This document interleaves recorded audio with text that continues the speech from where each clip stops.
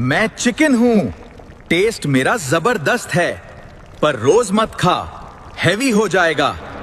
मुझे सब पसंद करते हैं, पर ज्यादा खाओगे तो फात बढ़ेगा।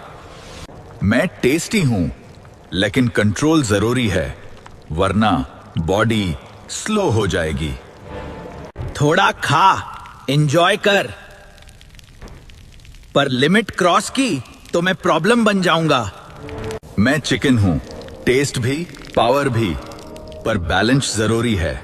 समझ गए ना? धन्यवाद।